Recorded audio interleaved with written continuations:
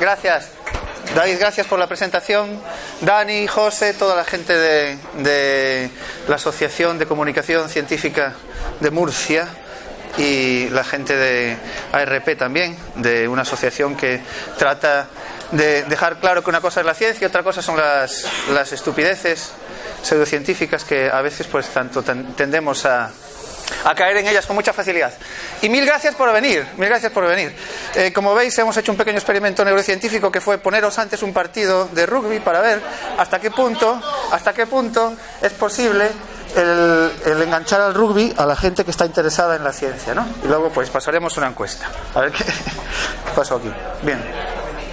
Mirad, dentro de vuestro cráneo tenéis... ¿Qué tal se oye? ¿Bien? ¿Más o menos? Sí. ¿Regular? ¿Mal? ¿Qué tal ahora? ¿Ahora qué tal? ¿Así? ¿Mejor? Bueno, si los que me estáis contestando sois los que los estáis escuchando. Entonces, los que no me oyen no... ¿Qué tal? Alejandro, ¿se puede cambiar algo aquí en el sonido? No. ¿Qué tal ahora? ¿Un poco mejor? En vuestro cráneo tenéis esa protuberancia de células. ¿Cómo? Si nos callamos todos, se te oye perfectamente. Vale. Tenéis esa protuberancia de células que esta mañana, cuando os despertasteis, pues comenzó a generar una actividad eléctrica especial que era distinta a la que había durante el sueño profundo, en el que con esta actividad nueva se generó algo que es vuestra mente consciente, vuestra identidad, la percepción que tenéis de que existís como un ente individual. Es curioso porque durante el sueño profundo no existimos, desaparecemos, nos pasa todos los días y no le damos mucha importancia, pero es algo extraordinario, ¿no? Voy a hacer una pequeña introducción súper general de qué es lo que hay ahí dentro, qué hacemos nosotros en el laboratorio, y luego me meto en este tema. Hay algo que desde el punto de vista de la neurociencia actual pues ya está bastante claro, es una pregunta filosófica importante, y es cuál es la relación entre la parte física que hay aquí y nuestra mente, ¿no? Realmente es la misma cosa, ¿no? La mente es la construcción de 86.000 millones de neuronas y de otras células que hay ahí que están con una actividad eléctrica y química específica. Eso es lo que es la mente. Como decía un científico francés del siglo XIX, decía, igual que los riñones producen orina, pues el cerebro produce mente, ¿no? Entonces la mente es la producción de la actividad de lo que tenéis ahí dentro. Ahí dentro hay unas células muy particulares que todos ya conocéis más o menos, que son las neuronas, que tienen prolongaciones, y esas prolongaciones les sirven para conectarse entre sí. Establecen una extraordinaria red de conexiones, una red de conexiones por las que fluye actividad eléctrica. La manera que tienen las neuronas de conectarse, de hablar, es con descargas eléctricas. Lo que hacen es enviar trenes de descargas eléctricas que son literalmente palabras. Son las palabras que usan cada una de vuestras 86.000 millones de neuronas para transmitir información. Eso es lo que nosotros medimos en el laboratorio. Os cuento rapidísimamente lo que hacemos y así también podéis ver cómo es esa actividad. En el laboratorio literalmente medimos la actividad eléctrica de las neuronas. Podemos meter una sonda dentro de una neurona individual. Igual que un electricista puede utilizar un polímetro para medir la carga eléctrica de una batería, ¿no? Con dos puntas. Nosotros introducimos una punta de nuestro polímetro súper específico dentro de la neurona y otra punta fuera de la neurona y medimos la actividad eléctrica de esta célula. Y esto es lo que se mide, ¿no? Cuando medimos la carga que tiene cada una de vuestras pilas, pensad que cada una de vuestras neuronas es literalmente una pila que tiene una carga de entre 60 y 70 milivoltios, que por una norma arbitraria pues le damos valor negativo. Entonces, en estos experimentos que hacemos, medimos la carga de la pila y esto es lo que medimos. ¿Veis? Este rabito azul hace que los neurocientíficos, los electrofisiólogos, nos pongamos extremadamente felices cuando somos capaces de medirlo. Pero es bastante más interesante que esto, porque medimos cómo cambia esta actividad a lo largo del tiempo, y va cambiando. Cada una de vuestras pilas neuronales tiene más o menos una actividad estable, pero puede producir una descarga eléctrica, y eso es a lo que me refería antes, ¿no? Cuando decía que se comunican con descargas. Esto es una descarga eléctrica. Ese cambio brusco en el potencial es lo que está fluyendo ahora por cada una de vuestras neuronas, y es la manera que tienen de comunicarse entre sí. Esto realmente es un segundo que ha pasado a cámara lenta. Ahora os pongo la misma neurona, pero 12 segundos de su vida, para que veáis que son bastante parlanchinas. Cada una de vuestras neuronas está con más o menos actividad produciendo descargas eléctricas. Esta en concreto son 12 segundos, también está pasando a cámara lenta y ha producido todo esto. Mirad, si amplío un poco esas descargas y las pongo así, veis que ¿eso qué es? Pues ahí no he hecho ninguna manipulación. Eso es literalmente la manera que tiene vuestro sistema nervioso de generar información y de transmitirla. Es un código binario de información. Y cuando el código binario de la información que transmiten 86.000 unidades se pone a funcionar, pues surge vuestro yo, vuestra mente. Esta mañana cuando despertasteis y os mirasteis al espejo y os reconocisteis porque estaba almacenada la memoria en las conexiones de la arquitectura de las neuronas. Hasta ahora os acabo de poner esto a cámara lenta y ya para terminar esta introducción muy rápida de qué es lo que hay ahí dentro, pongo otra vez la actividad de una neurona pero en tiempo real para que os hagáis más o menos una idea de lo que hay ahí, ¿no? Esto es esta neurona tal y como nosotros la medimos en el laboratorio.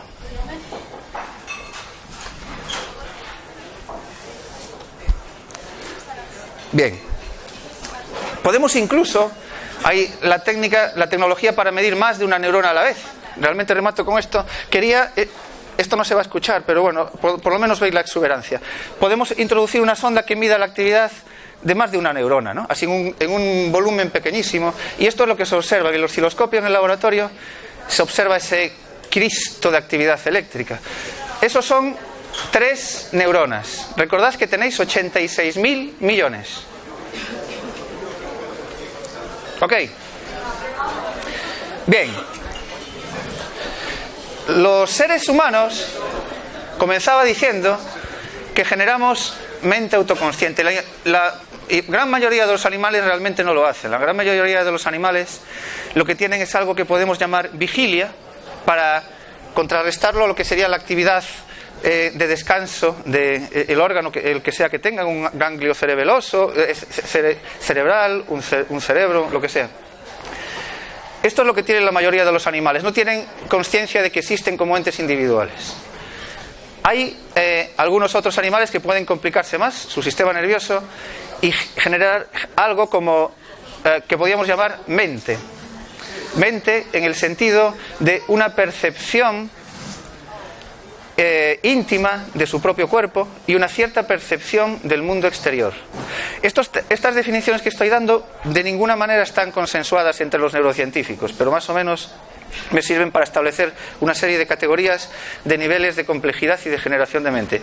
Y todos vosotros, a no ser que alguno de vosotros sea un zombie, todos vosotros tenéis mente autoconsciente. Y de esto es de lo que iba el título de la charla, ¿no? ¿Para qué nos sirve esto? Y poder decir, pues menuda estupidez, ¿no? Para eso venimos aquí, menos mal que nos dan cerveza.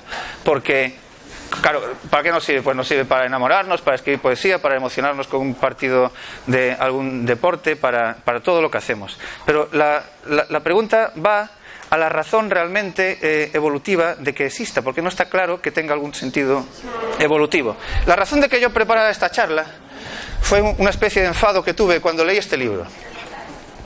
Entre los neurocientíficos y los filósofos los filósofos cognitivos, no está claro que el hecho de ser consciente de que uno exista sirva para algo en el proceso evolutivo, ¿no? Sabéis que hay las características que se van asentando en cualquier ente vivo, pues tienden a tener un valor adaptativo, ¿no? Una razón evolutiva. Pues hay filósofos y científicos que consideran que no sirve para nada. La mente autoconsciente es simplemente algo que surge como valor añadido a la complejidad del sistema, y otros que consideramos, en este caso yo también, que la mente autoconsciente tiene un claro valor adaptativo. Un filósofo muy conocido del siglo XX, está todavía vivo y sigue escribiendo, de la mente, que se llama Thomas Nagel, a lo mejor alguno lo conoce, que tiene un trabajo que es ya mítico, que se llama ¿cómo es? What is it like to be a bat? ¿Cómo sería eso de ser un murciélago, ¿no? ¿Cómo sería ser como un murciélago? Esa es la pregunta que se plantea. Pues hace poco escribí un libro que el traducido al español es La mente y el cosmos, en el que duda claramente de que la mente sirve para algo. Entonces, a raíz de esto es cuando yo me planteé esta charla. Entonces voy a tratar de hacer un viaje por el proceso evolutivo del sistema nervioso para, al final, realmente la pregunta la contesto parcialmente al final. Y el resto es una comunicación muy sencilla y en determinados momentos hasta divertida de cómo ha sido el proceso evolutivo del sistema nervioso que termina en el que tenemos nosotros, ¿no? Así que es una especie de pequeña pieza teatral en 4 actos. Los 4 actos son los 4 pasos que yo he seleccionado como de los que me apetecía hablar, como importantes o como relevantes en el proceso evolutivo que conducen a nuestra mente. Y la primera pregunta, el primer acto, es la propia existencia del sistema nervioso en todos los animales. Ninguna planta tiene sistema nervioso. Por supuesto que tienen reacciones al medio y se pueden comunicar con el medio de distintas maneras, pero ninguna planta como esta, la Arabidopsis thaliana, tiene sistema nervioso. Pero todos los animales, prácticamente todos los animales sí que tienen sistema nervioso, desde esta entrañable garrapata hasta esta hormiga y todos nosotros. Entonces la pregunta, esta es una pregunta, la respuesta es súper sencilla, ¿no? No hay ningún misterio. ¿Cuál es la razón? ¿Cuál puede ser la razón evolutiva de que los animales necesitemos un sistema nervioso y ninguna planta lo necesite? Ahí está, ¿no? El desplazamiento, el movimiento. Esto es la causa que produce que tengáis esa protuberancia dentro de vuestro cráneo. Los vegetales obtienen todo lo que necesitan pues del suelo y del aire. Del suelo obtienen los nutrientes, el agua, y del aire obtienen el carbono que consiguen a través de la fotosíntesis, que realizan también a partir de la radiación electromagnética que obtienen de la luz del sol normalmente, ¿no? No sé que plantes marihuana y tienes que meter unas plantas de luz artificial. Bien, pero los animales no. Los animales necesitamos reproducirnos, alimentarnos, buscar alimento, escapar de nuestros enemigos. Necesitamos movernos para sobrevivir, prácticamente todos los animales. Y para que esto funcione, necesitamos obtener información del entorno en el que estamos. Es decir, órganos de los sentidos. Y el sistema nervioso es el intermediario entre los órganos de los sentidos y la contracción de los músculos. Esa es la razón de la existencia del sistema nervioso en todos los animales. Ese intermediario. Esto es cómo se entiende que pudo haberse desarrollado, ¿no? A partir de células que eran las dos cosas, sensoriales, por ejemplo con este cilio, y motoras que se podían contraer, por ejemplo con estas fibras musculares. El sistema funciona mejor si se especializa. Y el paso evolutivo que se dio fue que se separaron las células sensoriales de las células motoras, y hay un siguiente paso evolutivo en donde si se intercalan células que sean capaces de coordinar la relación entre las dos, el sistema funciona todavía con más eficacia. De tal manera que esta célula que está pintada aquí de rojo podríamos entenderla como la madre de todas las neuronas, ¿no? Esto sería el comienzo del sistema nervioso, y ahora terminamos pues con 86.000 millones dentro de nuestro cráneo. Esta sería la explicación, y contada de otra manera, la razón de ser del sistema nervioso pues es esa interfaz que obtiene información del exterior. Por ejemplo, información de radiación electromagnética, información de ondas de vibración del aire, información de texturas, y en función de eso decide cómo se van a contraer los músculos. Para eso es esencialmente para lo que tenemos las neuronas, ¿no? Para contraer músculos, para generar un comportamiento. Esta es la primera pregunta. Por supuesto que como el sistema se ha desarrollado para eso, necesita la alimentación sensorial. Un encéfalo que no reciba alimentación sensorial está gravemente perturbado, y de hecho la privación sensorial es una tortura. Es una tortura que aplican los Estados Unidos de América del Norte. Por ejemplo, identificáis esa foto, es un prisionero del centro de detención ilegal que hay en Guantánamo, ¿no? Esa gente tiene deprivada la entrada de la visión, deprivada la entrada de ondas de vibración del aire, los sentidos químicos y el tacto, ¿no? Con unos guantes muy gruesos. Tenemos más sentidos que estos. Podía pararme. ¿Cuántos sentidos tenemos a todo esto? ¿Cuánto daño ha hecho Aristóteles? No, más de 5. Más, ¿no? El dolor, el equilibrio, la percepción de temperatura, la propiocepción, hay más, ¿no? Bien, pero bueno, en este caso tiene bloqueados 4 sentidos muy, muy importantes, y este señor no puede hacer nada, no puede ir a ningún lado, porque tiene bloqueada la alimentación de su encéfalo. Podéis probar en casa, ¿no? Podéis probar a guantanamizaros. Y veis, esto lo hicimos en una exposición itinerante que hicimos en Galicia. Le dábamos a la gente la posibilidad de que se convirtiera en un prisionero de Guantánamo. Pues se ponía toda esta parafernalia y no puedes hacer nada. Y yo, eso era como un poco simpático, ¿no? Pero yo probé en casa a taparme todo lo que pude, y ni siquiera en tu propia casa, que puedes tender a reconocer cómo es la estructura, eres capaz de moverte. Tienes muchas dificultades. Bueno, necesitamos alimentación. A mí me perturba mucho, cada vez que lo estábamos hablando ya de la comida, me paro a pensar en las personas. ¿Sabéis? Hay personas pues que nacen ciegas, tienen un déficit importante, personas que nacen sordas y por el hecho de serlo también tienen dificultades terminan siendo mudas, muchas de ellas, ¿no? La mayoría, no todas, porque no se escuchan a sí mismas y no pueden generar un lenguaje. Y hay personas que son ciegas, sordas y mudas, como esta mujer de aquí, que es una escena, lo que os pongo ahí, de un documental de Werner Herzog, o Herzog, ¿cómo se acentúa, Dani, esto? Herzog. Que va sobre esto. Se llama El país del silencio y la oscuridad. Esta mujer es sorda, ciega y muda de nacimiento. Soy absolutamente incapaz de comprender cómo puede ser la mente de esta mujer. ¿Qué yo puede generar, ¿no? Al no recibir la alimentación sensorial que todos recibimos, y al no tener algo muy importante que comentaré al final de todo, que es el lenguaje. El lenguaje nuestro. Porque sí que se comunican hablando en la mano. Y por ejemplo, esta mujer comentaba que comunicándose, ¿no?, con sus cuidadores, que en el momento en el que se corta la comunicación táctil con la persona que lo cuida, ya da igual que esté a 2 centímetros que a 5.000 kilómetros, ¿no? Ya está absolutamente aislada. Pero sigo. Bueno, esto es una anécdota muy breve, o es un ejemplo, a lo mejor ya lo conocéis. Termino esta primera parte de este acto. Recordad que estoy haciendo una pequeña obra de teatro en 4 actos para comentar cómo ha sido la evolución del sistema nervioso. Hay un animal que representa muy bien la relación entre tener sistema nervioso y moverse, que es un animal de frontera, en ese sentido, que es esto lo tenéis por aquí en Murcia, es un tunicado, una ascidia. En Galicia lo hay en las rocas, viven fijos en las rocas, ¿no? Si la aprietas botan un chiringazo de agua. Mechons le llamamos allí, ¿no? Se llaman tunicados porque están vestidos con esta hermosa túnica. Y son sésiles, viven fijos al sustrato de adultos. ¿Tendrán o no tendrán sistema nervioso? No se mueven. ¿Qué opináis? Por lo que he dicho.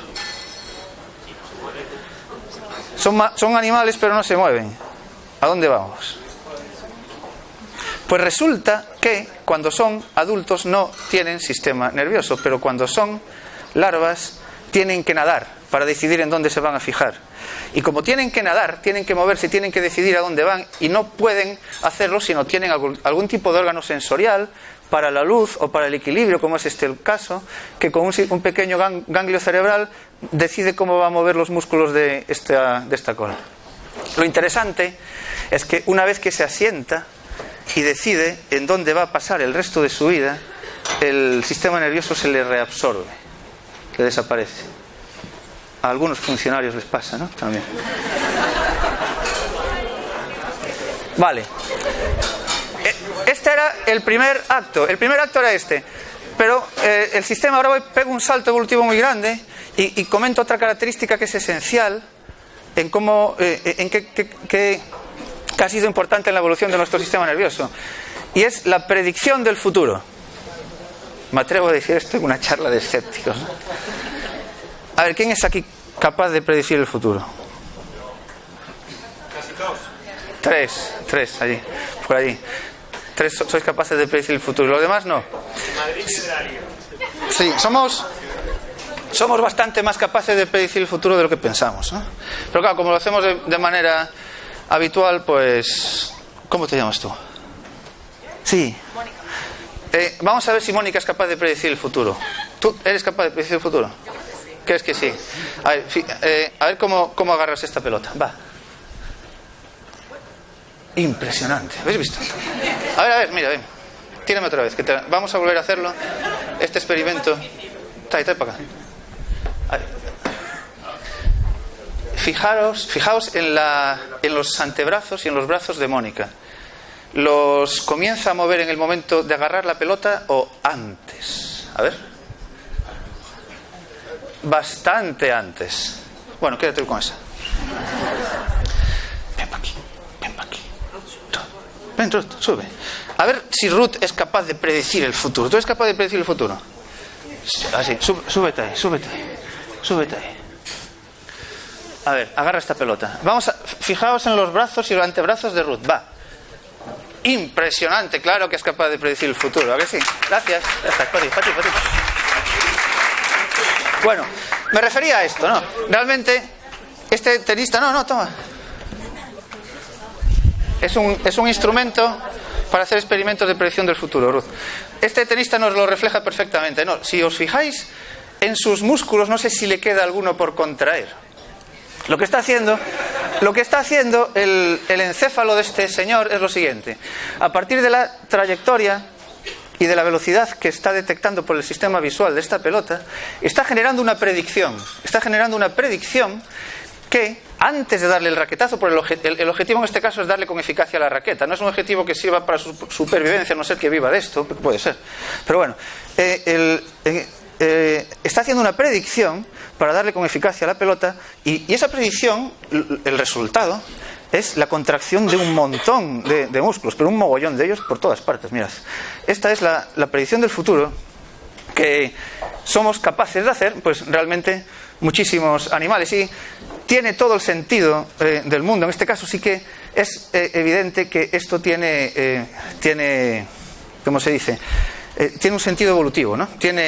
¿Cómo se dice en términos evolutivos? No me sale la palabra ahora, da igual. Finalidad, no, hay una palabra tal. Pues mirad, podéis pensar en un ancestro nuestro, de los seres humanos, así, tranquilamente descansando, de hace, yo qué sé, 30 millones de años, en la ladera de una montaña, mirando pasar el tiempo, y mira para arriba y ve que viene una piedra enorme bajando por la montaña, ¿no? Entonces ahí, ese ancestro de los seres humanos tiene esencialmente dos opciones. Puede decir, mira, una piedra, ¿no? Y la otra opción es apartarse a toda velocidad, ¿no? Para que no le caiga la piedra encima. Todos vosotros sois descendientes de los que se apartaron a todo esto. Eso, ahí normalmente no hay una segunda oportunidad, o muchas veces. Entonces, el hecho de que tengamos esta capacidad de predicción, esto tiene que estar imbricado en los genes. Tiene que haber el gen que te permite hacer eso. Realmente lo hacemos muchísimos animales, ¿no? Entonces cotejamos, detectamos por el sistema nervioso la piedra, tenemos memoria, que puede ser en este caso una memoria genética, porque esto lo hacemos de manera automática, y nos movemos, ¿no? Pero bueno, es una artistada que hacemos muchos animales. No sé si sabéis cazar moscas. ¿Alguien sabe cazar moscas? ¿Sabéis? Hay que hacer una pequeña predicción. La mosca ve nuestra mano como la piedra que baja. Entonces la mosca también lo hace de maravilla esto. No, te pones la mano, vas, y la mosca entonces también hace esta predicción. Es decir, esto no es que sea es un paso evolutivo importante, pero lo hacen las moscas. Cuando aprendes a cazar moscas haces una metapredicción. Tú te adelantas a la predicción de la mosca y así la cazas, ¿no? Es toda una técnica importante que a veces, pues, vamos a dejar que escape la mosca para certificar que esa es la caza. No solo las moscas, ¿no? Sino, por ejemplo, los animales sociales son un buen ejemplo de cómo un movimiento estereotipado y una reacción predictiva ante los estímulos que vienen del medio pueden dar lugar a comportamientos que parecen extremadamente complejos.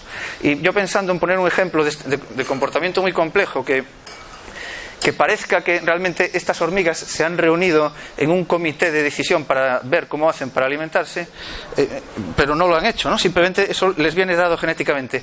Mirad qué ejemplo tan extraordinario de comportamiento automático, en este caso de hormigas. Estas hormigas construyen una trampa que consiste en un túnel lleno de circulitos. Y el objetivo es generar una especie de trampa, una especie de mesa de tortura medieval. Porque la manera que tienen de funcionar, el objetivo es cazar animales mucho más grandes que ellas. Son unas hormigas muy pequeñas. Generan unos túneles, ellas andan por dentro. Aquí tenéis a las hormigas. Están asomando la cabecita ahí.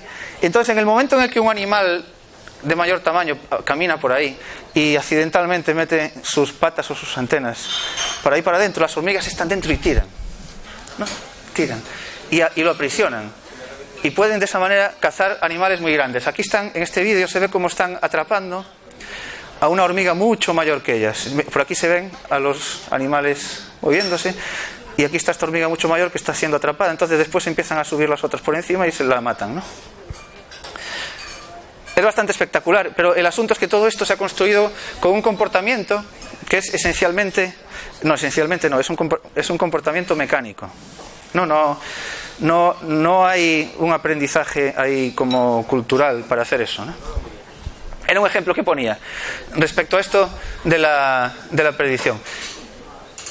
Muchos animales hemos refinado esto de predecir el futuro en los movimientos que hacemos, hasta el punto de que la mayor parte de vuestras neuronas, de las que tenéis ahí dentro de vuestro cráneo, están dedicadas a almacenar movimientos que aprendemos. En nuestra vida hay movimientos que son tan repetitivos y son tan importantes que terminamos, que es útil que los almacenemos, que es útil que se conviertan en un movimiento automático, casi como si estuviese almacenado genéticamente. Y pensando en un ejemplo para esto, se me ocurrió este, ¿no?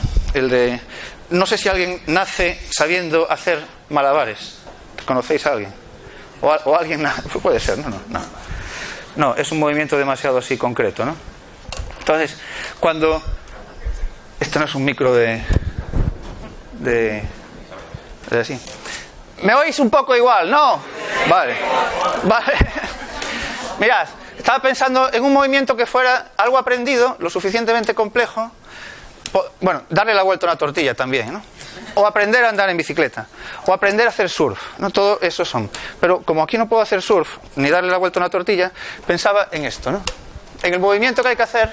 Entonces yo ahora mismo realmente no tengo ni idea de lo que estoy haciendo, porque es un movimiento que se ha almacenado en alguna parte de mi sistema nervioso.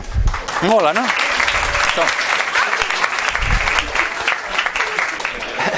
Gracias. El asunto es el siguiente. El asunto es que tenemos la extraordinaria capacidad, y como lo hacemos de forma automática, realmente tampoco tendemos a darle mucha importancia. Pero esto es importantísimo. Aquí, dentro del cráneo, y ya es la 10ª vez que lo digo, tenéis 86.000 millones de baterías. Pues mirad el detalle interesante y muy poco conocido. De esos 86.000 millones, 70.000 millones están aquí, en el cerebelo. ¿Y sabéis para qué sirve el cerebelo esencialmente? Para esto que acabo de hacer ahora, para darle la vuelta a la tortilla. El cerebelo es un conjunto extraordinariamente compacto y denso y muy interconectado de neuronas que tiene como función principal, tiene varias, pero es realizar los movimientos con precisión, con elegancia y con delicadeza, y almacenar los movimientos que terminamos realizando de forma estereotipada. Cuando empezáis a aprender a andar en bici, cuando empezamos a aprender a andar en bici, realizamos conscientemente los movimientos posturales y los ajustes posturales para no caernos. Y eso lo estamos haciendo con la corteza motora, que es voluntaria, la gestionamos de forma voluntaria, que está por aquí. En el momento en el que aprendemos a hacer algún tipo de estos movimientos, aprender, ¿qué quiere decir aprender? Aprender quiere decir que estas neuronas dejan de tener el control, ya no necesitamos pensar en ello y se lo transferimos al cerebelo. Entonces es el cerebelo el que está gestionando eso. 70.000 millones de neuronas, los 16.000 que faltan andan por ahí y servirán para otra cosa, ¿no? Y llego entonces al tercer acto de esta brevísima obra de teatro científico de la evolución del sistema nervioso, en donde comento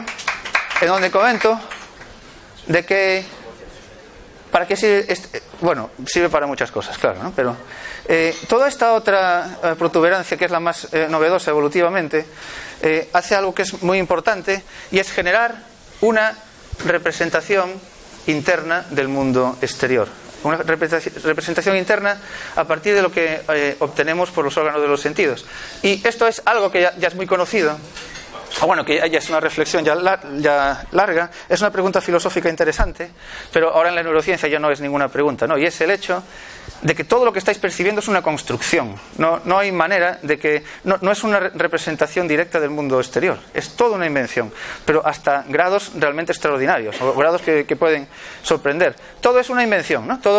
Nosotros tenemos órganos de los sentidos que captan parte de lo que hay ahí fuera, y con esa información generamos dentro una representación parcial que nos es útil para sobrevivir del mundo exterior. Hay muchos ejemplos que se pueden usar con distintos órganos de los sentidos. Aquí estoy poniendo únicamente los que son más fáciles de utilizar, que son utilizando el sistema visual. Aquí si navegáis con la vista por esta imagen, percibís un movimiento, veis que los círculos se mueven. Sin embargo, ahí no se está moviendo nada, ¿no? El asunto, si dejáis la vista fija en cualquier punto, deja de moverse la historia, ¿no? Y la cosa es que ahí no se está moviendo nada, eso está ocurriendo dentro de vuestra mente, ¿no? Hay infinidad de ejemplos. Hay ejemplos muy, muy conocidos y también muy contundentes, como este de Edward Adelson, que es un investigador del sistema visual del MIT. Es muy sencillito, ¿no? Todas las personas que estemos aquí, que no tengamos ningún déficit específico en el sistema visual, vamos a percibir el cuadrado A como que forma parte de los oscuros y el B que forma parte de los claros, ¿no? El asunto es que son idénticos, ¿no? Lo que está ocurriendo ahí es que en vuestra retina ya se empieza a producir una computación que determina que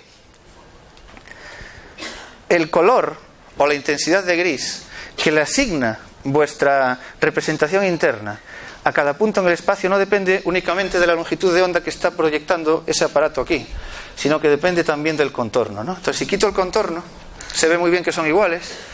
Si pongo el contorno, no. El quitar el contorno, vamos a ver. Esto es un PowerPoint, ¿no? Quitar el contorno quiere decir quitar así un cuadrado que yo pinté por encima. No hay ningún truco aquí, ¿no? Para que veáis la historia. Entonces, lo que está ocurriendo aquí es que no existe esta diferencia en el mundo real, pero sí que existe en nuestra mente. Y no es que esté funcionando mal, es así, ¿no? Funciona bien porque hace estos ajustes y en esencia funciona bien. Sabéis que los olores, los sonidos, los colores, todo eso son nombres que le damos nosotros a cosas que hay ahí fuera, pero que no es... No, un olor es simplemente la cualidad que le da a nuestra mente a una sustancia química específica o a un conjunto de ellas. Un sonido es como transformamos algunos tipos determinados de vibraciones del aire, y un color es en qué convierte nuestra mente una vibración determinada de la radiación electromagnética, ¿no? Una frecuencia. Pero mirad lo interesante, ni siquiera una misma frecuencia la convertimos siempre en un mismo color. El color depende también del contorno. Aquí, en la cruz del medio, la mayoría... ¿De qué color la percibís, la cruz del medio? Un tono azulado, ¿no? Más gris azulado. Y esta, amarillenta, ¿no? Claramente amarillenta. Pasa lo mismo que antes. Son exactamente del mismo color. Exactamente el mismo color. Y además, lo interesante de este ejemplo es que las dos son grises. Ahí no hay ningún color. En lo que está proyectando el aparato este aparato está proyectando dos cruces grises. Pero son grises cuando la longitud de onda que hay ahí no está modificada por el contorno. Pero como estaba diciendo antes, las neuronas que se encargan de definir qué color tiene cada punto en el espacio reciben influencias del contorno, de las neuronas que reciben información del contorno. De manera que ahora mismo en vuestras mentes estáis construyendo una intensidad de gris, pero ahora mismo, sin que yo solo he modificado el contorno, está inventándose vuestro sistema nervioso. Aquí un amarillo y aquí un azul. Mirad, para que, por si hay algún escéptico, que tiene que haber muchos aquí, ¿no? Mirad, lo que hago, voy a parar la presentación, entrar en el PowerPoint y para que veáis las tripas de esta... de esto, aquí lo que he hecho ha sido, yo he recortado unos cuadrados, ¿veis? Unos cuadrados que tienen la forma justa para ajustarse a la historia, ¿no? Entonces, si los aparto en vuestra mente, ¿veis cómo ahora aparece el amarillo? Y si le doy para atrás, ¿veis? No voy a cambiar nada del dibujo que hay ahí atrás, ¿eh? Voy a modificar los cuadraditos. Pimba, voy a ir acercándolos. Pimba, se vuelve gris. Recordad que gris es el color verdadero, ¿no? Bien, representación interna. Hay un detalle interesante y es que los distintos animales que utilizan la distinta información que hay en el mundo exterior generan sus representaciones internas particulares. Por ejemplo, sabéis que nosotros tenemos un rango de percepción de distintas longitudes de onda y, por ejemplo, una abeja de la miel percibirá los colores a todo esto, una abeja de la miel. Ese animalito tan minusculillo, esa mierdecilla de insecto. No pienso eso, de verdad, percibirá los colores, ¿qué decís? Que sí, los percibe de maravilla. De hecho, percibe el ultravioleta, que nosotros no percibimos. No percibe los rojos así intensos, pero sí que percibe el ultravioleta. Y muchas flores tienen un dibujo en ultravioleta, ¿no? Estas margaritas tienen, si se hace una fotografía con un filtro ultravioleta, se ve, no sabemos cómo lo percibe una abeja, pero sí que tienen detectores de este dibujo. Y la pregunta es, ¿cuál es la margarita verdadera, esta o esta? Pues son dos construcciones de dos animales. Ahora ya casi se escucha igual así, ¿no? Sí. Bueno, mejor. Estamos así. Mirad, allá al fondo me dicen que no. Bueno, ¿y ahora? Sí, vale, voy a seguir así, perdonad para los del fondo. ¿Cuál es la margarita de verdad? Pues son dos construcciones que hacen dos mentes distintas, ¿no? Por ejemplo, esto es lo mismo. Esta es una imagen de unas flores tomada con un filtro de luz de día normal para el ser humano, y esto es tratando de reproducir en cierta manera qué pasa, qué captaría una abeja de la miel. Son construcciones, ¿no? Entonces, eso, la representación interna del mundo exterior, es a lo que dedicamos una parte importantísima de esos 16.000 millones de neuronas que nos sobran, que no están aquí especializadas en hacer malabares, ¿no? Bien, y llego ya al último paso. Recordad que yo empecé esto tratando de responder a si sirve para algo tener mente autoconsciente, ¿no? Y estoy cada vez complicando más el sistema. Resulta que esta representación interna, combinada con la posibilidad de almacenar en la memoria todo esto, porque vosotros tenéis una memoria autobiográfica y una memoria motora, y hay distintos tipos de memorias, y una memoria sintáctica, hay distintos tipos de sistemas de almacenamiento del mundo exterior. Pero en vuestra memoria autobiográfica almacenáis todo lo que ha pasado a lo largo de vuestra vida, no todo, ¿no? Pero es lo que os da vuestra esencia, de que seáis la misma persona cuando os despertáis por la mañana.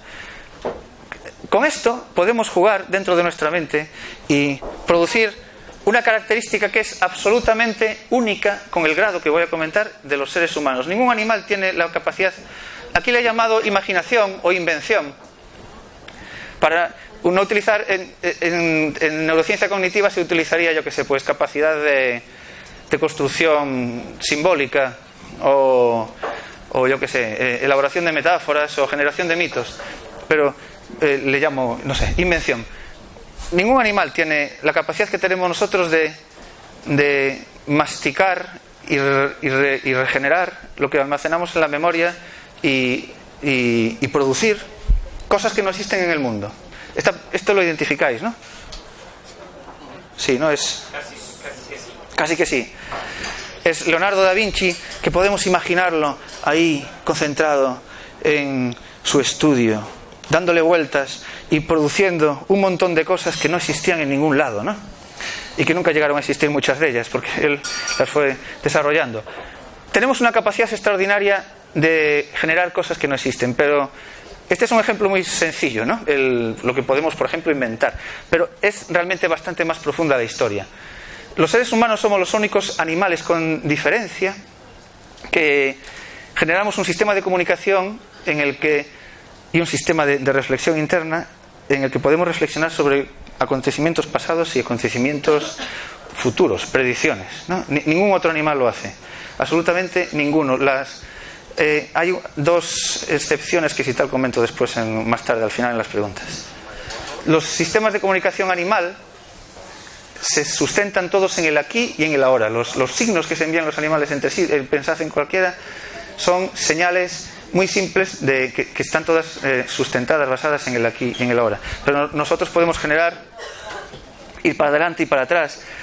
Podemos darle naturaleza, de manera arbitraria podemos darle cualquier naturaleza simbólica, no me gusta cómo estoy elaborando esta frase, a cualquier tipo de concepto, de forma arbitraria, ¿no? Es lo que utilizamos en el lenguaje. Y podemos generar metáforas. Y aquí hay un detalle muy importante en la capacidad que tenemos de inventar, y es que podemos elaborar planes de futuro en donde nosotros seamos parte del plan, estar presentes en nuestro propio plan de futuro. Pongo aquí al coyote, ¿no?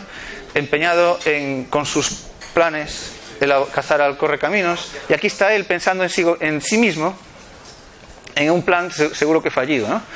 Como siempre. Entonces la historia es posible generar un plan de futuro en el que tú estés presente si no tienes conciencia de que existes de manera individual, si no tienes mente autoconsciente. ¿Sí? El rollo es, yo no soy capaz de imaginarme que pueda ser posible. Y el asunto es que tú y Thomas Nagel sí. Y entonces es muy interesante, porque Thomas Nagel ha escrito un libro sobre este tema, y cuando tengas la elaboración suficiente para escribirlo, pues lo hace. No, pero realmente es una... Yo estoy comentando mi forma de verlo, pero es realmente una discusión importante, ¿no? Si podemos generalmente... Si tiene valor adaptativo. Y esta es un ejemplo que yo veo muy claro. El poder generar planes de futuro estando nosotros presentes, ¿no? Como el coyote. Quien se ve clarísimo, volviendo ahora ya más general a la capacidad de invención en los niños, ¿no? En cierta medida yo creo que la vamos perdiendo. Tenemos una capacidad extraordinaria de inventarnos todo tipo de mundos. Mirad este niño, por ejemplo, ¿no? Cabalgando con total seguridad en ese caballo, que no es realmente un aprendiz. Estos son profesionales, mirad. Han convertido esos palos en sus corceles, ¿no? Y entonces empezamos así, inventando todo tipo de mundos, y terminamos realmente generando nuestra sociedad. Pensad que prácticamente todo lo que organiza nuestra sociedad, y cuando digo nuestra sociedad digo desde hace 10.000, 12.000 años, son cosas que no existen en ningún lado. Son mitos que construimos para organizarnos, ¿no? Son un sistema económico, una religión, una jerarquía social, y ahora voy a eso. No existen en ningún lado y son absolutamente esenciales. Todas las cosas que inventamos que no existen. Es decir, estoy diciendo que la mente autoconsciente tiene un valor adaptativo importante, porque combinado con todas estas características de darle carácter simbólico a las cosas de manera arbitraria, podemos generar mitos y construir nuestra sociedad. Pensad en lo siguiente. Hace entre 100.000 y 60.000 años los seres humanos vivían en bandas de muy pocos números, de un número muy reducido de personas. No solo Homo sapiens, estos son Homo sapiens de ahora mismo, ¿no? Del Kalahari, son San del Kalahari. No solo Homo sapiens, sino pues los otros seres humanos que había, como los neandertales, que convivíamos con ellos vivíamos al mismo tiempo en zonas distintas hace 100.000 años y luego convivimos. Pasamos de vivir en bandas de un grupo pequeño a organizarnos en grupos de 500, 1.000, 2.000, 3.000 personas. Formamos las ciudades, nos volvimos agricultores y ganaderos y convivimos en números grandes. Yo no veo la manera de dar ese paso para organizarse si no existe una distribución jerárquica de las relaciones entre las personas, si no existe mente autoconsciente, es decir, si no existe lo que todos tenemos ahora, si no somos conscientes de que somos entes individuales distintos de la otra persona y además le asignamos a la otra persona lo que se llama teoría de la mente, y es pensar que también tiene mente, sin eso no podríamos habernos organizado para vivir en grupos grandes, de ninguna manera, porque para vivir en un grupo de más de 500 personas, es un número al que han llegado los que se dedican a esto en profundidad, necesitamos generar una jerarquía de relaciones entre los seres humanos. Y no puede haber una jerarquía si no hay consciencia individual. No existe la posibilidad de decir, de generar ese mito. Una jerarquía es un mito también, ¿no? Es decir, la estructura social depende de que tengamos mente autoconsciente. Y bueno, desde hace 10.000 años es cuando empezamos, 10.000, 12.000, a generar, nos volvimos agricultores y ganaderos, pero hace 45.000 años llegaron los aborígenes australianos a Australia, los que ahora son aborígenes australianos a Australia, y ya llevaban consigo toda una carga de invenciones, ¿no? Son dibujos hechos por aborígenes australianos, que es la tradición pictórica más antigua que se mantiene continuamente en el tiempo, desde hace unos 45.000, 50.000 años hasta ahora mismo. Se mantiene esa tradición, y ya tenían todo su repertorio de mitos, más de 200 lenguajes, etc. Bien, entonces, ya estoy terminando, ¿no? El rollo es, yo quería poner algún ejemplo de si tiene valor adaptativo el tener mente autoconsciente. Y el ejemplo más claro y próximo que se me ocurre, otro, no solo el de que nos pudiésemos organizar, es que pasó algo súper interesante hace 43.000, 45.000 años en Europa. Pasó lo siguiente.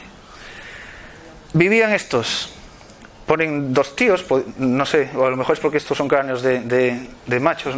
Vivían los neandertales, ¿no? Homo neanderthalensis, en Europa, con una masa encefálica mayor que la nuestra y con una envergadura corporal también mayor. Y los Homo sapiens actuales llegamos a Europa hace 45.000 años, 43.000. Mirad lo que pasó. Los neandertales llevaban más de 200.000 años viviendo ahí. Los Homo sapiens no llevamos ni 200.000 años vivos ahora mismo. Se calcula que, 200.000, 150.000. Los neandertales vivían en esta zona que está aquí de color... ¿Cómo le podemos llamar a este color? Color neanderthalensis. Y llevaban 200.000 años viviendo ahí. Llegó el Homo sapiens, que salimos de aquí, hay, las cifras también por aquí oscilan, pero vamos a poner entre hace 100.000 y 60.000 años. Llegó el Homo sapiens y entre 1.000 y 5.000, voy a poner el abanico muy grande, entre 1.000 y 5.000 años desaparecieron los neandertales. Llevaban 200.000 años ahí metidos, ahí tal.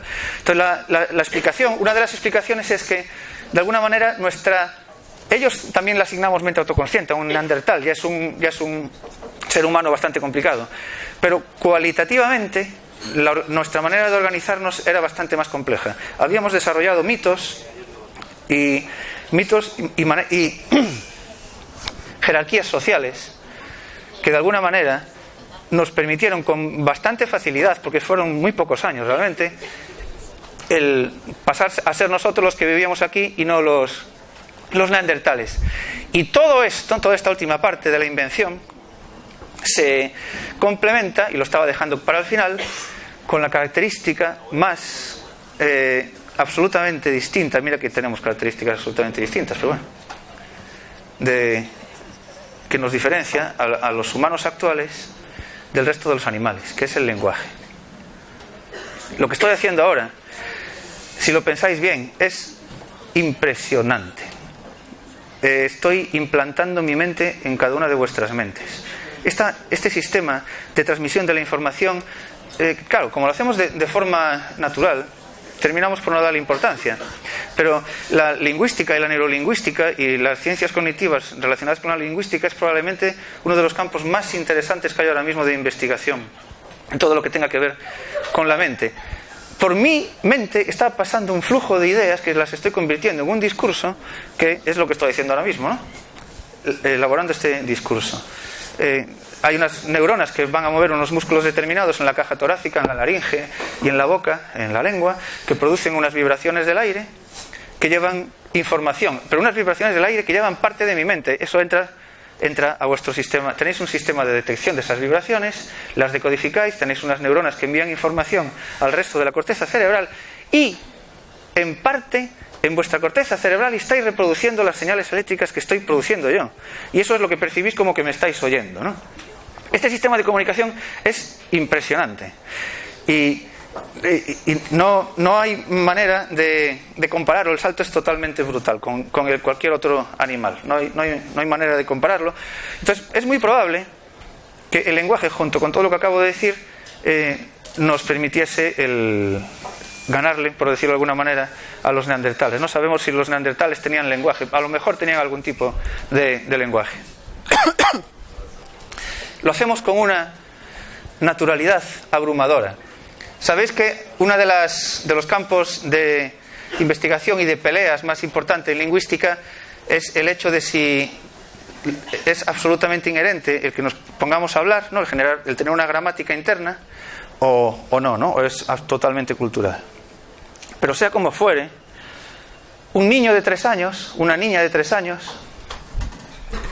es una máquina gramatical. Habla, sabéis, la edad puede oscilar bastante, pero en general, poniendo así, una persona de 3 años habla prácticamente, habla con muy pocos errores gramaticales. Es una máquina que no hay manera de reproducirlo en un ordenador, por ejemplo. Y es completamente inútil para mover con precisión los músculos. Si le dices a un niño de 3 años, píntame un payaso, te va a hacer un garabato terrorífico. Y sin embargo te va a dar un montón de explicaciones y se va a inventar las explicaciones y tal, de una manera impresionante, porque somos máquinas gramaticales. Tenemos una capacidad única para producir algo que nos permite un intercambio de información entre mentes, ¿no? Bien, esto, y es el final, tengo este vídeo de un Sand del Kalahari hablando en un lenguaje muy complejo, pero no se oye bien, no se oye nada, y da igual, no tiene importancia. Entonces, resumiendo, esta es ya la última imagen. ¿Qué os he querido decir en esta charla? Que el sistema nervioso se origina en todos los animales para movernos. Muchos animales generamos algo muy importante, que es predecir el futuro. Lo hacemos con toda naturalidad. Desarrollamos después, los seres humanos y otros mamíferos, una parte muy moderna evolutivamente que nos permite generar una representación interna extraordinaria y muy útil del medio exterior, que, combinada con nuestra capacidad memorística, nos permite inventar cosas que no existen en ningún lado. Y esta última parte, combinada con el lenguaje, no veo que pudiese ser posible el lenguaje y todo lo que nos ha permitido evolutivamente, si no fuera teniendo una mente autoconsciente, ¿no? La pregunta evolutiva, la pregunta filosófica no es si tenemos una mente autoconsciente, eso está clarísimo, es si sirve para algo, ¿no? Para recordar el problema filosófico. Entonces mi respuesta al libro este de Thomas Nagel es que claro, tío, pero será que lleva un tiempo sin ver cuáles son las discusiones que hay en la neurociencia actual. Pero bueno, muchísimas gracias por vuestra atención, que ha sido extraordinaria, porque a pesar de que estamos aquí un mogollón de peña, hemos podido comunicarnos de una manera maravillosa. Gracias por venir.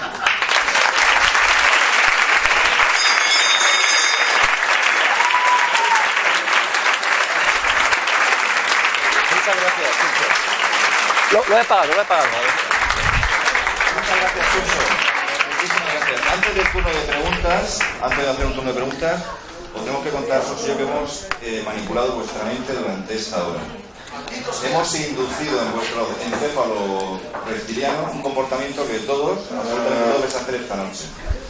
Tenéis que ir a Google, o a Internet, poner murciadivulga.com y hay una pestaña que pone asóciate, pulsáis, os hacéis socios y así contribuiréis a que actividades como las que hemos hecho en una asociación que no tenemos prácticamente ningún tipo de ayuda económica se lleven a cabo.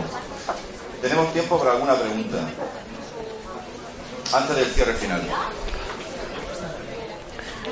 Tengo como 3 o 4 fósiles del Carbonífero superior de hace 300 millones de años que fui a recoger hace poco en una escombrera. En una escombrera, estoy diciendo. En una escombrera, antes de que se convirtieran en gravilla. Bueno, que le voy a regalar, que le voy a regalar a quien pregunte. ¿Alguna pregunta por aquí? Bueno. Sí, hombre, sí. Luego te lo comento. ¿Cuáles son las dos especies animales que ha comentado antes que iba a Hay una discusión muy chula en lingüística, y es que cuando los lingüistas y los neurocientíficos se pusieron a buscar animales que no hablen pero que estén como casi a punto de hablar, ¿no? Para tratar de explicar de alguna manera cómo puede haber evolucionado el lenguaje en el ser humano, ¿en quién buscaríais? ¿En qué tipo de animal buscaríais? ¿En delfines o en chimpancés? O en bonobos, bueno, son un tipo de chimpancé, o en orangutanes. Sabéis que a lo largo del siglo pasado se hicieron experimentos con chimpancés que le enseñaban símbolos y se terminaban comunicando. Bien, el avance es absolutamente ridículo. Ninguno de estos animales tan complejos generan símbolos que vayan más allá del presente, del aquí y ahora que decía, ¿no? Pero es curioso que hay al menos dos tipos de animales que sí que tienen lo que se llama desplazamiento. Desplazamiento es poder generar señales que no pertenezcan al aquí y el ahora, que hagan referencia a sitios distintos de donde estás y momentos pasados. ¿Y sabéis qué animal maneja el desplazamiento de maravilla? Y es muy interesante para esto. Las abejas. Porque cuando las abejas hacen esa danza de comunicar en qué dirección queda la comida respecto al sol, están demostrando que tienen desplazamiento. Ese es uno de los ejemplos. Y otro ejemplo también es un animal social. Hay hormigas que utilizan una combinación de señales de alimento regurgitado combinado con una secreción que producen por el abdomen, que combinada es como una pequeña combinación de dos palabras que significa: esta comida está en donde yo te voy a decir si me sigues, ¿no? Entonces indican que tienen desplazamiento. Por aquí se le una pregunta. Sí. Recordad,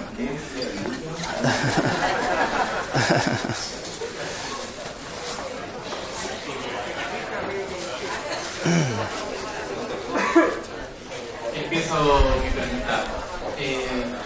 Antes han mostrado un gráfico con... ¿Quién está preguntando? Yo. Ah. Con una organización jerárquica que ha permitido muchos avances, y aparecía la economía, la política, etcétera. También aparecía la religión. Sí. ¿Qué papel juega la religión dentro de esa fase evolutiva? Sí. La utilidad.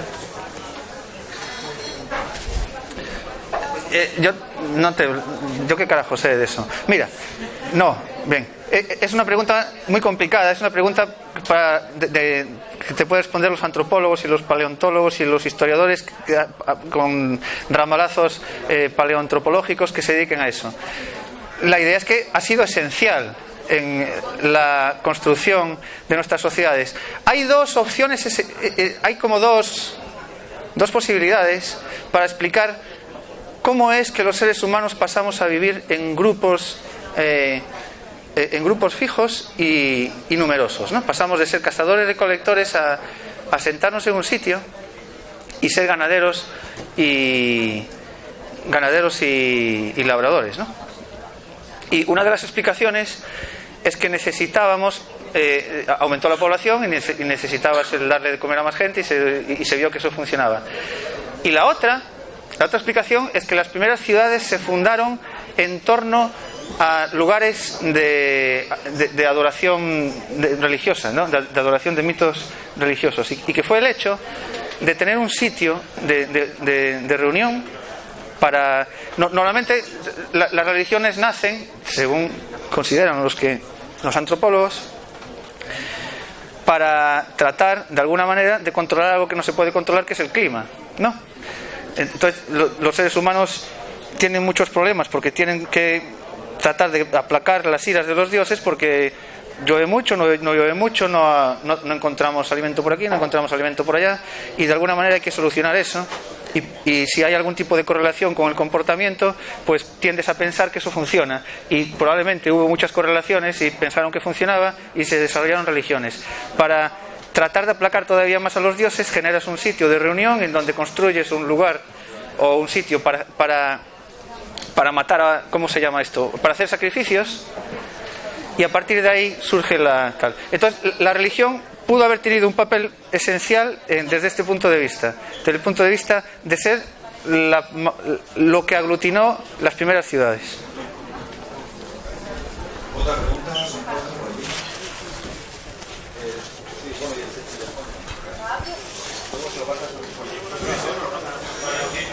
Antes, los neandertales, ¿qué pasó con los neandertales? ¿Fue machacado por los homo sapiens como los mamuts? Sí, no se sabe. Ahora la otra pregunta también. Sí, no, que sí. Ya le contestas a los dos. Sí. Yo tengo curiosidad por saber, estaba intentando imaginarme que podía ayudar a la autoconciencia a la hora de conocer los Acércate el micro, por favor. Quiero preguntar si el hecho, por ejemplo, yo ahora mismo sé que dentro de un ratito yo voy a salir aquí totalmente indemne porque entiendo que yo estoy aquí, me paso el orgullo y no supongo peligro. Esa empatía tiene algo que ver con la autoconciencia, tiene algo que ver con la evolución, es decir, la detección temprana de familias ahí que no es un peligro. Sí. De igual modo, empáticamente puedo detectar que determinada persona tiene determinados comportamientos en base a mí, a cómo soy yo, soy consciente de mí y soy consciente de cómo quería agredir a otra persona. Eso me provee un mecanismo de, digamos, de defensa, intentando a la etapa temprana. ¿Tiene algún sentido, quiero decir, la empatía como un mecanismo social? Sí, todo. Sí. ¿Lo has entendido? Sí. Sí, te respondo primero a ti. Respecto, no se tiene ni idea de qué pasó con los neandertales ni idea.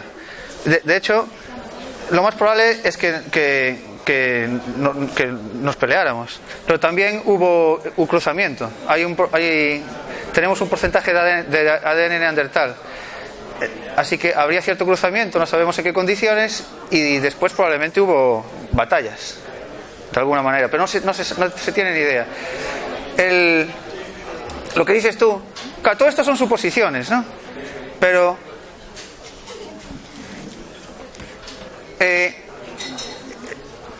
vamos a ver, como no sé quién lo decía, hasta que no desarrollas un lenguaje, dos seres humanos que se encuentren por ahí que nunca se hayan visto, lo más probable es que escape cada uno por su lado, que se peleen, ¿no? Entonces el lenguaje ha sido importante en poder comunicar cuáles son tus intenciones. Una de las hipótesis importantes para cuál pudo ser la presión evolutiva que dio lugar a la aparición del lenguaje es el hecho de que los humanos tuvimos la necesidad de formar grupos grandes para cazar en la sabana de hace humanos y los australopitecos más modernos y los humanos más antiguos. En la sabana de hace 2-3 millones de años, nuestros antepasados eran unos mierdecillas, dicho así, ¿no? Teníamos todas las de perder. Los mamíferos más importantes, los carnívoros peligrosos, no teníamos nada que hacer con ellos. Y estaban cuando hay un animal herbívoro que puedes cazar, primero lo cazan los grandes depredadores, después llegan los carroñeros o las hienas, y luego los buitres, y luego tal, y al final la hipótesis es llegaban a los seres humanos, así, pues pobrecitos. Bueno, los seres humanos son los australopitecos, ¿no? El Homo habilis o los australopitecos. ¿Y qué comían? Comían algo muy interesante. Como podían utilizar herramientas, comían algo que no comía nadie, que era la médula ósea, lo que hay dentro de los huesos, que es súper energético. Y la movida es, ¿cómo puedes solucionar el problema de que siempre lleguen antes los otros? Pues hay un paso importante para atrás de hace 2 millones de años y para adelante de hace 2 millones de años, y es que nosotros empezamos a llegar antes que los grandes depredadores, los seres humanos. Y la idea es que fue por la cooperación entre seres humanos, por la cooperación. Conseguimos formar grupos lo suficientemente grandes como para, por número, ganarle a un león o a un antecesor del león. Entonces la cooperación en ese paso tuvo que ser muy importante. Es una de las ideas que te puedo dar así, que se me ocurre de datos como más investigados. Tenemos una pregunta, sí, ahora, primero que lleva la mano levantada, no la veíamos.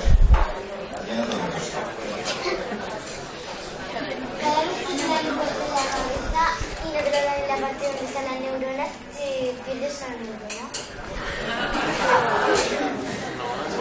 Sí. Me acaba de preguntar si cada vez que se da un golpe en la cabeza, y ahí debajo hay neuronas, claro, si se pierde esa neurona. La respuesta depende de la naturaleza del golpe. No, un golpe normal no. El hueso del cráneo es muy duro, es un hueso grueso y muy duro precisamente para proteger algo que es supuestamente muy importante como lo que llevamos ahí.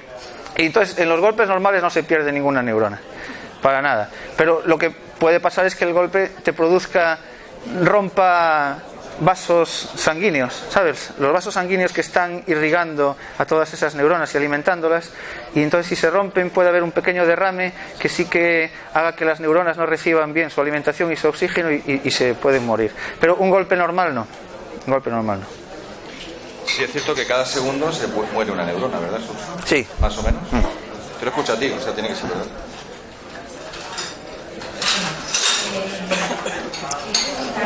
Bueno, tú sabes que en la naturaleza existen sociedades que también están estructuradas, aparte de lo humano, ¿no? Es decir, sí, claro. El artrópodo, sí. El mamífero, que también se estructuran. Y además también hay otro tipo de lenguaje que no es exclusivamente el gramatical o el verbal, puede ser a base de señales bioquímicas. ¿Significa que esos individuos también tienen la autoconciencia? No. No, probablemente no.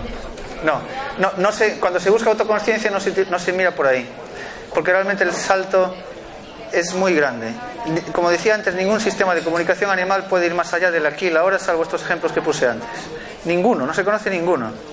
Y son señales estereotipadas. Las jerarquías que hay, por ejemplo, precisamente en hormigas o en abejas, son fijas, no cambian. Las jerarquías que nosotros generamos, pues las generamos ad hoc y las generamos para los propósitos que más nos convengan, y precisamente por eso tenemos que asignarle a la otra una teoría de la mente, ¿no?, que tiene en mente, y considerar que es una entidad distinta, que tenga mente autoconsciente. Pero en ningún otro animal, respecto al lenguaje, respecto a la comunicación y a las jerarquías, pues pasa lo que en nosotros, y no se mira por ahí para buscar autoconsciencia. Lo que se hace en los animales en los que se ha mirado es el test del espejo. ¿Lo conoces, el test del espejo? Más o menos. Que consiste en poner un espejo en el recinto donde están los animales que sea, por ejemplo chimpancés, se deja que interaccionen con los espejos y interaccionan con los espejos, se miran por un lado, por el otro.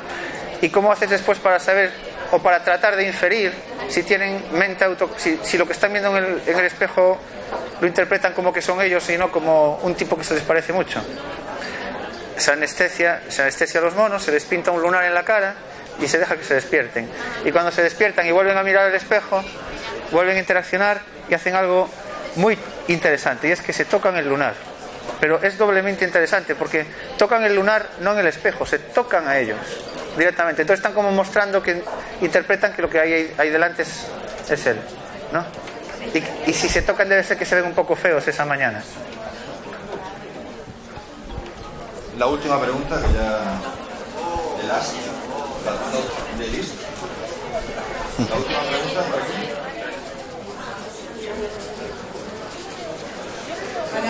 Hola. Mira, yo quería preguntarte, me ha sorprendido mucho lo de las hormigas, y quería preguntarte si no crees que los genes de las hormigas, en este caso, anticipan también el futuro cuando preparan la trampa para el animal. Sí. Y si eso no sí. te hace cuestionarte un poco tu idea de conciencia. Sí. No, pero... Claro que anticipan el futuro, lo ponía como ejemplo de eso, pero precisamente lo ponía como ejemplo de que anticipar el futuro no quiere decir que tengas conciencia, y de ninguna manera se considera que puedan tener mente autoconsciente una hormiga, pero sí, pero no, el hecho de anticipar el futuro no tiene nada que ver con que seas más o menos consciente, ¿no? Es automático, en los ejemplos que yo puse, claro. Y después también hay ejemplos muy claros de que anticipar el futuro es un ejemplo de inconsciencia en lo que se publica en los horóscopos en los periódicos, ¿no? Por ejemplo. Bueno, no hay tiempo para más. Muchas gracias a todos por venir. Muchísimas gracias a RP, que también ha colaborado en este evento, a la Asociación de Divulgación Científica, que tengo el honor de presidir. Para nosotros que haya venido a Murcia, que haya dado esta excelente charla, y el agradecimiento que queremos queremos darte un detalle. Toda la asociación, los bancos de la asociación, por favor, subid. Que realmente todo lo que hacemos nosotros en la asociación, y los que somos padres más todavía, es intentando dejar dejar un poco la impronta a la siguiente generación, que es la que tenemos. Bueno, podéis subir todos. Juan Antonio también, está Juan Antonio por aquí. Y ellos quieren darte un regalo en agradecimiento, que lo tengo aquí detrás.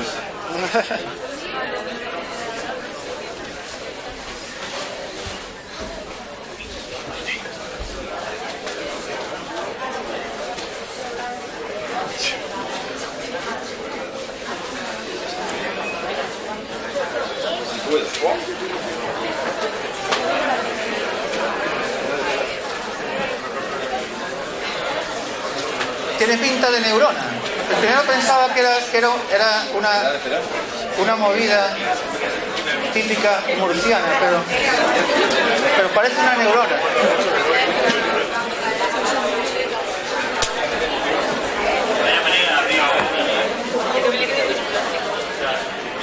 Bueno, que alguien te cuente qué es, por favor, que Margarita cuenta dónde ha salido. Dale a Margarita el micro. Acércalo mucho. Esta charla tan estupenda. Mirad, ¿qué se le puede regalar a un neurocientífico? A ver, atención. ¡Qué guay! Gracias, gracias. Del escultor murciano Flippy, que trabaja el hierro oxidado con el cristal. Tócame el asiento, tócame el asiento. Gracias. Queríamos que se los entregaran los niños. Gracias. Porque es una asociación que apuesta por la divulgación desde la base de la pirámide. Este es el futuro de la ciencia. Gracias. ¿Qué pasa? Vaya movidón. Tengo que venir más. Pesa. Claro, porque como una neurona no hago nada. Necesito 86.000 millones. Gracias. Muchísimo. Gracias. Hazte una foto con ellos y la neurona. Sí, quedamos. Qué grande.